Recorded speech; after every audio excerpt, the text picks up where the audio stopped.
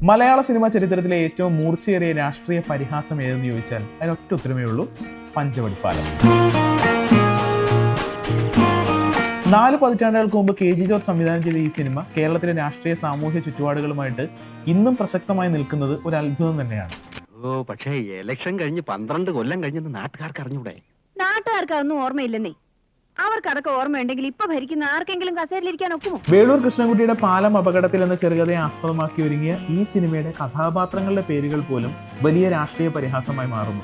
ദുശാസനക്കുറുപ്പ്, ശിഖണ്ഡിപ്പിള്ള, ഇവരോടൊപ്പം പൂതന, മണ്ടോദരി എന്നീ കഥാപാത്രങ്ങളെല്ലാം ചേരുന്ന ഐരാവതക്കുഴി പഞ്ചായത്ത് ശരിക്കും കേരളത്തിന്റെ ഒരു പരിച്ഛേദമായി മാറുന്നത് അങ്ങനെയാണ്. ഇത്രയും കാലം പ്രസിഡന്റായി ഒരേ പഞ്ചായത്തിൽ ഒരേ കസേരയിൽ ഒരേ ഇരിപ്പിരുന്നിട്ടുള്ള ആരും തന്നെ ലോകത്തൊരിടത്തുമുണ്ടായിട്ടില്ല. ദുശാസനക്കുറിപ്പായി ഭരത് ഗോപി നടത്തിയ പ്രകടനം മലയാളത്തിലെ സറ്റയർ പെർഫോമൻസുകളിൽ ഏറ്റവും മികച്ചത് തന്നെയാണ്. തന്റെ കഥാപാത്രം ഒരു വിഡ്ഢിയാണെന്ന് തോന്നിപ്പിക്കുന്നതിന് വേണ്ടി ഒച്ച ഉയർത്തി സംസാരിക്കാൻ സംവിധായകൻ കൊടുത്ത നിർദ്ദേശം കഥാപാത്രത്തെ അവിസ്മരണീയമാക്കി.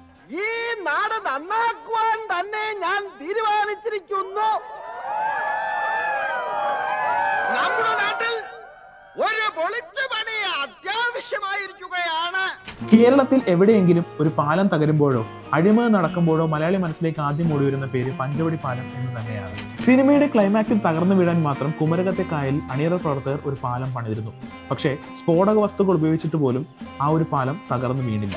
നിർമ്മാണത്തിലെ കരുത്ത് കാരണം പാലം ഉറച്ചു നിന്നപ്പോൾ ആർട്ട് ഡയറക്ടറും സംഘവും വെള്ളത്തിനടിയിൽ പോയി പാലത്തിന്റെ തൂണുകൾ അറുത്തു മാറ്റിയാണ് വിഖ്യാതമായ ആ പാലം തകർച്ചാ രംഗം സാധ്യമാക്കിയത്.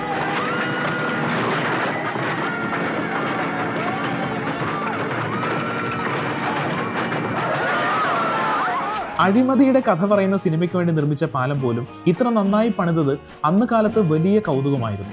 നല്ലൊരു പാലം പൊളിച്ചു നീക്കി പുതിയൊരെണ്ണം പണിഞ്ഞ് ലാഭവിഹിതം അടിച്ചു മാറ്റുന്ന ദുശാസനക്കുറുപ്പും സംഘവും ഇന്നും വേഷം മാറി നമ്മുടെ സമൂഹത്തിൽ ജീവിക്കുന്നതുകൊണ്ടാണ് ഈ ഒരു സിനിമ ഇന്നും ഒരു കൾട്ട് ക്ലാസിക്കായി നമ്മുടെ ഇടയിൽ നിലകൊള്ളുന്നത്.